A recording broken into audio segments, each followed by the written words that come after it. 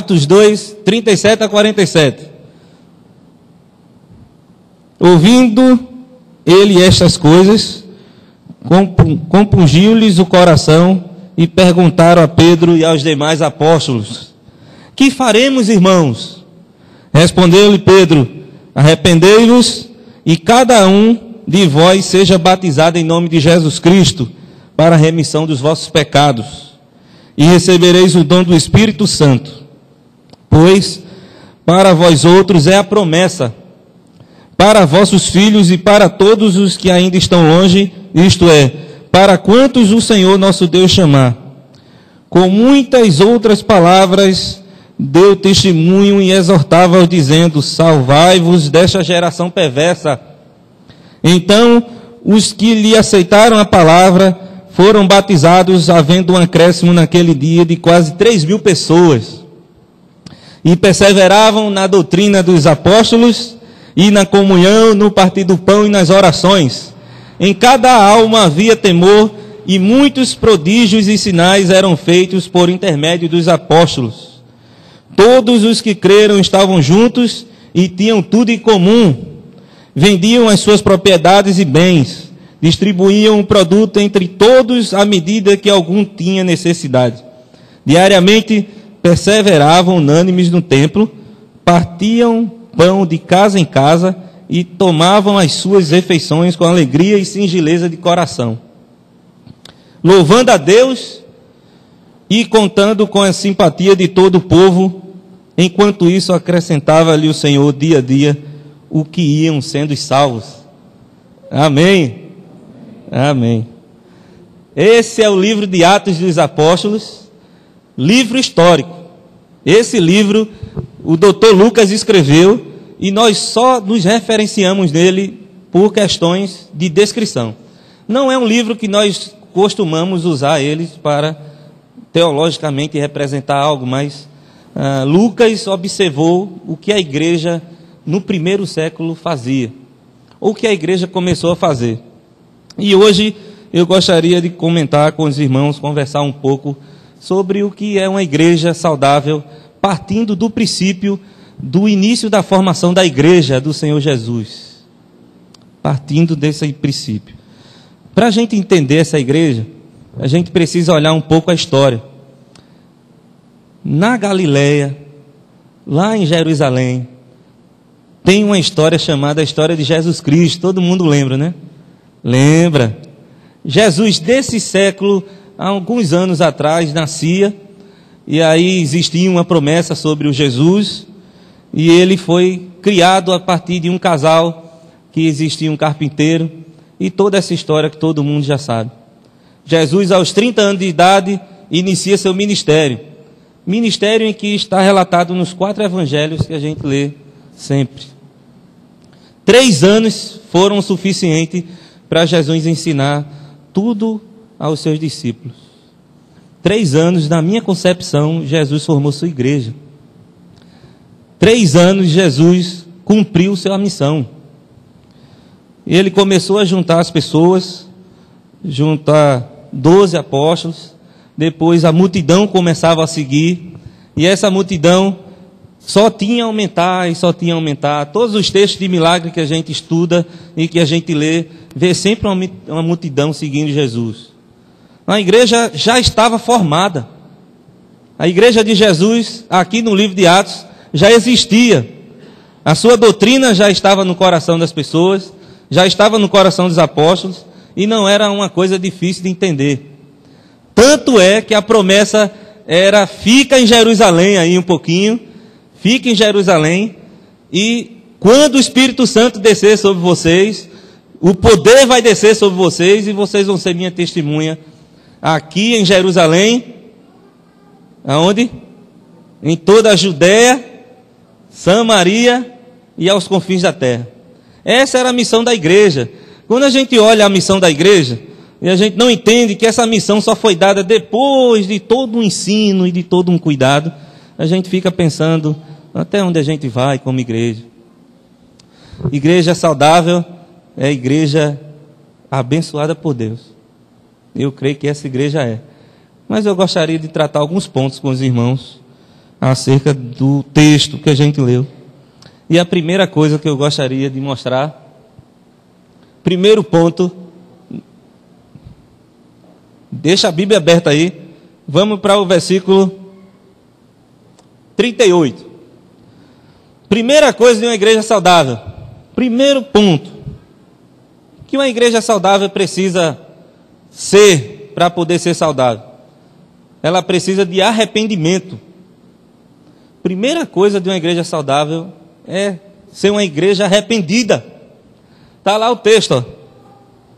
E disse Pedro: arrependei-vos, cada um de vós, seja batizado em nome de Jesus Cristo, para perdão dos pecados. E lá no finalzinho, naquele dia, agregaram-se quase 3.000 almas. Esse é o discurso da igreja. A igreja precisa se arrepender.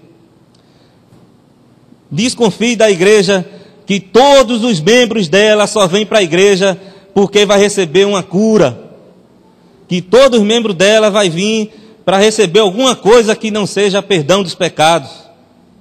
A igreja que se arrepende é uma igreja que morre, que se desprende toda e que entrega a vida a Jesus para Ele cuidar. A igreja saudável é a igreja que todos entram nela porque Jesus vai perdoar pecado. A igreja tem que ser uma igreja arrependida. Não a igreja que eu saí de casa só porque Deus vai curar a minha saúde ou algo parecido. Eu saí de casa porque Jesus Cristo morreu na cruz por mim e vai perdoar os meus pecados e vai me salvar e a minha família.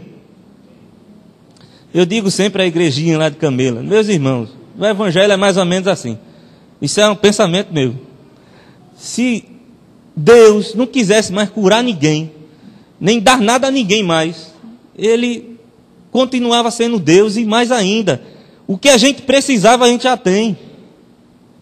Que é a salvação.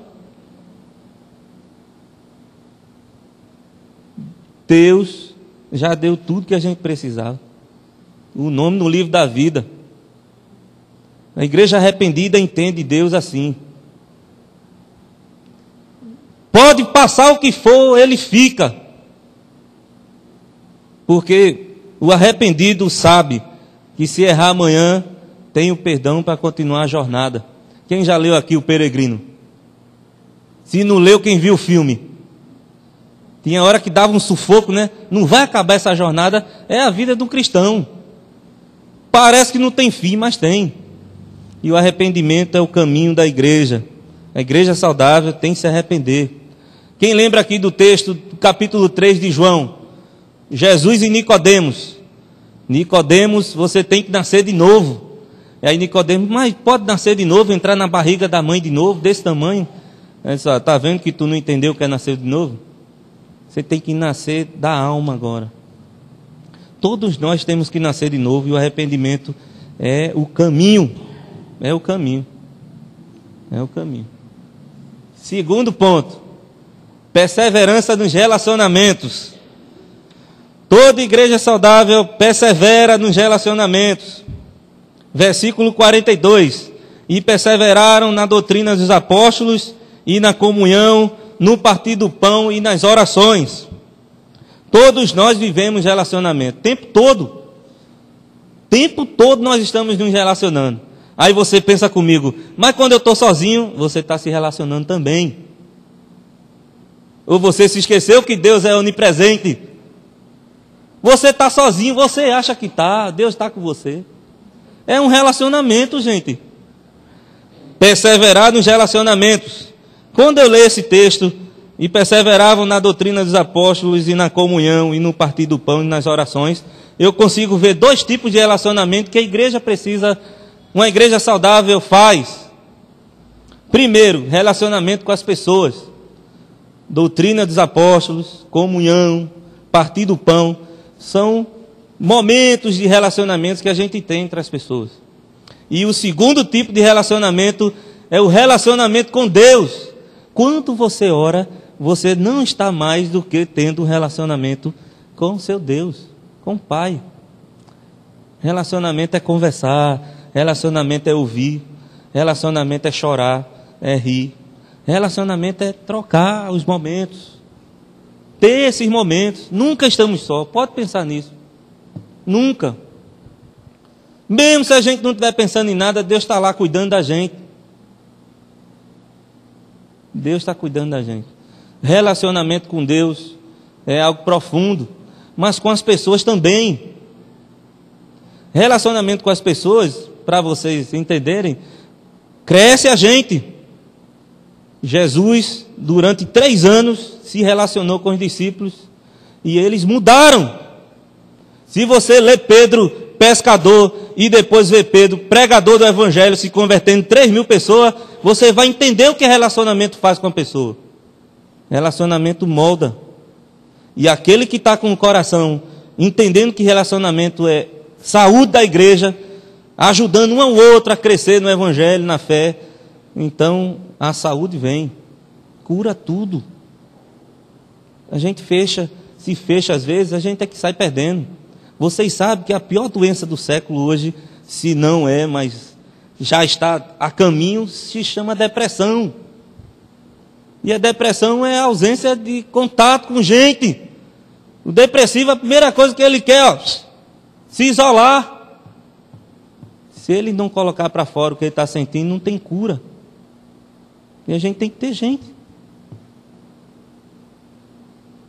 Certo dia desse, estava almoçando com um missionário, ele disse, eu não gosto quando vai gente em casa. Eu disse, então está perdido, homem. Está perdido. Tu já viu pregar evangelho para tu sozinho? Mas onde é que vai pregar só para ele sozinho? Não sei. Eu não sei. Os relacionamentos são difíceis. Sabe por que eu acredito? O termo perseveravam. Quando ele fala perseveravam, dá um frio na barriga, dá umas tremedeiras na perna. Perseverar, eu lembro logo de tempo. Perseverar dá logo uma ideia para a gente de tempo. E vai perseverar. E vai passar e você vai perseverar. Perseverar leva tempo. E mais, não vou dizer que igreja saudável não tem problema. Tem. E relacionamento tem. Quer ver, meu irmão? Você é casado? Quem é casado aqui? Como é com a esposa em casa?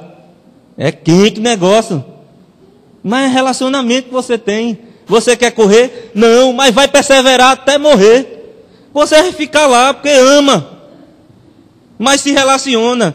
Aí quando a gente chega na rua, a gente não quer se relacionar com as pessoas porque elas são diferentes ou tem problema. Não. Em casa a gente tem. Os filhos chegam na adolescência, aí o negócio esquenta. Mas a gente tem que se relacionar. Relacionamento não é coisa fácil, mas é necessário. Senão a gente não cresce. E a saúde da igreja, a saúde da igreja é cuidar de relacionamento. A igreja não é só o domingo. Terceiro ponto. Está gostando da planta aí? Depois eu vou falar por quê, viu? Comunhão. Comunhão. Versículo 46. Diariamente perseveraram unânimes no templo, partindo o pão de casa em casa. Comunhão. Comunhão é uma forma natural que a igreja vive. Todos os domingos, quando a gente está aqui na igreja, a gente realiza comunhão. Um dos atos mais sublimes da igreja na comunhão é a ceia. A ceia é uma representação de comunhão. Todos nós estamos entendendo que o corpo de Cristo e o seu sangue derramado foi feito para a gente mesmo. E que a gente é salvo por isso. E a sua vinda, a gente acredita nela. Então todo mundo entende. Todo mundo pega um pãozinho, pega um suquinho de uva e realiza a ceia. Mas uma igreja saudável não tem só comunhão na igreja. Está lá o texto. Eles perseveravam na comunhão todos os dias no templo e partindo o pão em casa. Comunhão ultrapassa a parede da igreja. Por isso que você vê no Brasil, dá muito certo os pequenos grupos. Não é porque é bonitinho, não é porque não sei o quê, não. Mas é porque é bíblico. Está aí a casa. Eu gosto sempre de usar esse exemplo aqui, ó. num determinado momento na vida cristã, somente quando a gente está começando, não sei se foi com você, mas comigo eu tive essa experiência. Nós nos esforçamos muito para ser na igreja o que a gente não é em casa. A gente tem muita coisa que a gente precisa tratar, mas a gente não consegue, aqui num culto de domingo, externar quem a gente é mesmo. Então, é mais fácil eu conseguir me guardar durante 1h30 de culto do que durante uma semana toda. Então, quer ver quem é você? Pergunta a sua esposa quem é você. Quer ver quem é sua esposa? Pergunta a seu marido quem é ela. Quer ver quem é seus filhos? Pergunta a um dos pais quem é o filho. E aí você vai saber. A comunhão, a aproximação, realmente mostra quem a gente é. A gente não consegue se esconder no meio de uma comunhão com pessoas. Vez ou outra a gente vai mostrar quem a gente é. Uma igreja saudável tem que ter comunhão, porque é nela que a gente consegue curar muita coisa. E a igreja vai crescendo. Para crescer tem que ter saúde. A comunhão, ela é um ato bíblico eterno. A trindade, que eu acredito, não sei aí a ideia, mas a trindade é uma comunhão, triunidade entre Deus Pai, Deus Filho e Deus Espírito Santo. Estão lá se relacionando o tempo todo, então é uma coisa divina. É possível? É. Esse relacionamento entre eles é possível, então a gente tem que também lutar por eles. A gente tem que ir em busca de comunhão. Tem gente que tem dificuldade? Tem, mas tem que vencer. A comunhão para nós e para a igreja tem que ultrapassar a fronteira do templo. Nós não podemos só pensar em comunhão na igreja. Temos que passar para outras esferas de comunhão. É importante. É importante. Quarto ponto. Espiritualidade saudável. Versículo 46, a parte B. Tomavam suas refeições com sigileza de coração. Nos momentos de comunhão, à medida que nós vamos nos conhecendo, esse é o momento de nós realmente descobrirmos se somos limpos. É realmente esses momentos que a gente vai perceber se a gente está curando muita coisa na gente. Esse texto, quando ele trata singeleza de coração, para mim, coração é um sinônimo de interior. É coisa lá dentro. Então é lá dentro que saem as coisas boas. Jesus mesmo disse isso. O que contamina o homem não é o que entra, mas é o que sai. Porque é dele que saem os maus pensamentos, que sai a inveja, que sai o orgulho. Se de você sair coisa boa, meu irmão, você está curado. Se sair coisa boa dentro de você, isso quer dizer que você está indo bem. Vai fundo. Tenta descobrir o que é que está dentro de você. O coração é que sinaliza a sua saúde espiritual. A espiritualidade saudável não está só no ato de você contribuir, de você fazer um ato ou outro. Isso é coisa de espírita, fazer só atos de compaixão e de... A gente vai muito mais lá dentro. O Prisma Brasil, não sei se vocês conhecem a musiquinha, tem uma música linda, Conhecidos pelo Amor. Linda. Se você puder ouvir essa semana, é fácil encontrar na internet o vídeo Prisma Brasil, Conhecido pelo Amor. Singeleza de coração é aquele irmão no pequeno grupo, rapaz, estou precisando de tal coisa, eu vou orar para... Igreja, ora aí. E você tem. Mas você não prometeu, você foi lá e levou. Você foi resposta de oração. Quando você está limpo, você não olha o irmão que chegou com um carro mais novo, carro bonitão, você, Deus abençoe, irmão. E você não olha para o seu de Deus, mas rapaz, não tem um carro desse. São essas coisinhas mínimas que o coração de você fala. Você tem que olhar para ele. Olha para o teu coração. Se tem alguma coisa, ora para Deus curar. Porque lá dentro, a nossa simplicidade está aqui. Está no interior da gente. Não está nessa roupa batista que eu botei aqui, não. Nesse uniforme batista de domingo, tem que botar o paletó e a gravata. Está lá dentro. Singeleza de coração. Saúde da igreja. Eu acho que está terminando, viu, irmão? Amém. Adoração contínua. Quinto ponto. Versículo 47, a parte A. Louvando a Deus e contando com a simpatia do povo. O louvor é uma das marcas da igreja. A igreja brasileira é boa nisso. Hoje eu fui edificado com louvor. Muito bom. Louvor aqui é uma benção. Mas não é só isso. O louvor a Deus não é só o momento do louvor. Louvar a Deus não é só o domingo. A gente tem que louvar a Deus na segunda. E tem que louvar a Deus na terça. E na quarta, na quinta, na sexta, no sábado, todo dia. E mais, quando a gente louva a Deus no domingo, que a gente diz, Senhor, eu vou te adorar. Senhor, eu vou fazer isso. Senhor, eu vou não sei o quê. Na segunda-feira, o que eu disse no domingo, eu tenho que fazer.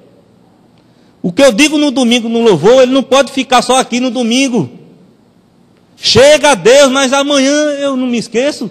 Como é que pode? A adoração a Deus tem que ser todo dia. Sabe por que eu entendo isso no texto? Contando com a simpatia do povo. O povo não estava dentro da igreja, estava fora. Como é que o povo ia ver o adorador dentro da igreja, se estavam fora? Porque ele adorava a Deus todo dia, continuamente, lá fora.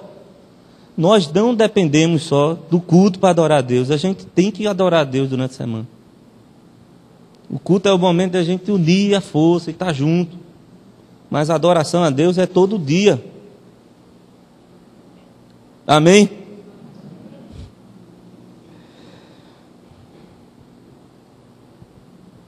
Por fim, 47b. Acrescentava ao Senhor dia a dia os que iam sendo salvos. Uma igreja saudável cresce. Uma igreja saudável tem membros saudáveis. Uma igreja saudável, Deus mesmo reconhece que vale a pena investir nela. Meus irmãos, não tem pessoa melhor do que Deus, mais inteligente do que Deus para tudo isso. Pensa comigo, por que o Senhor ia acrescentar o que Ele queria salvar a uma igreja? A gente também fazia assim. Se você quer salvar e curar uma pessoa, por que eu vou colocar numa igreja doente? Um dos maiores sinais da igreja, para mim, quando eu leio esse texto, é o crescimento. Quando a igreja começa a crescer, não é uma ação das suas estratégias. A gente pode ter estratégia e método, mas não é o método nem a estratégia que está fazendo você crescer. Não é o método, não é o jeito, não é a forma, não é um louvor, não é uma dança que traz jovem para a igreja. É a saúde dela. Tem muita gente que fica domingo a domingo arrodeando as igrejas aí para encontrar uma igreja que ele sinta a saúde nela. Que ele sinta um sorriso sincero. Um abraço de verdade. Ou você não sabe quando o abraço é de mentira? Sabe. Ou você não sabe quando a mensagem é uma mensagem que é do homem? Sabe. A igreja saudável, Deus acrescenta a ela quem Ele quer salvar.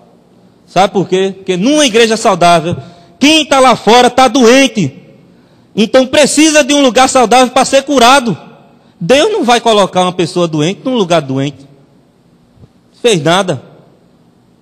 Eu conheço muitos lá no Nordeste que entra numa igreja e sai. E fica, depois de um ano, né? Fica, não, porque eu saí da igreja por causa de fulano, ciclano e beltrano. Não era a igreja certa.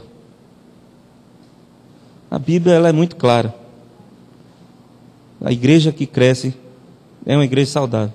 Aí você, não, mas tem igreja que cresce aí, cresce, mas não dura. E não dá fruto. Por isso que eu coloquei essa imagem. Se você vê o crescimento da igreja é fruto. Aí eu vou voltar aqui para concluir, viu? Vou voltar aqui. A parábola de Jesus. O arrependimento é a raiz da igreja, olha lá. É ela que dá a sustentação para tudo. Quando a gente se arrepende, Cristo cuida da gente. É Ele que a gente vai fazer crescer de novo. O caule da igreja são os relacionamentos. É Ele que vai formar a forma da planta, da natureza. Tem que ter comunhão. Todo mundo sabe que planta precisa de folha para produzir alimento. A adoração a Deus é a beleza da folha e tudo mais. As flores, sem ela, não tem fruto. Não tem fruto sem uma adoração. E o fruto é o crescimento do reino. Uma igreja saudável, ela cresce. Uma igreja doente, ela precisa ser cuidada e precisa ser sarada. O que eu entendo é que a igreja que se formou aqui em Atos é uma igreja de Jesus Cristo. E o mais perto que eu tenho de um ideal de igreja está aqui.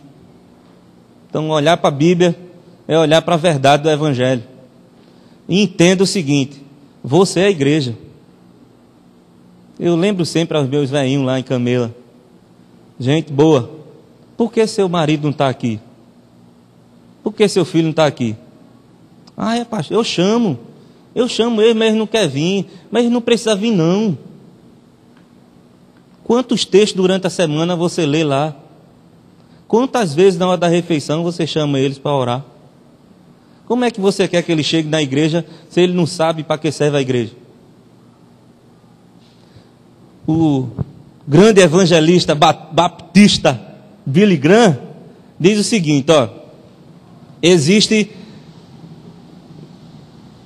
vários textos na Bíblia que prova que a igreja de Jesus Cristo tem que ir atrás do pecador. Mas não existe nenhum texto na Bíblia, até hoje eu também não encontrei, depois que eu vi isso dele, eu fui procurar e não encontrei, que diz que o pecador tem que vir até a igreja. É a gente que está com compromisso, sabe por quê? Pecado é escuridão. Pecado ninguém vê. Mas quem está na luz vê o que é o pecado.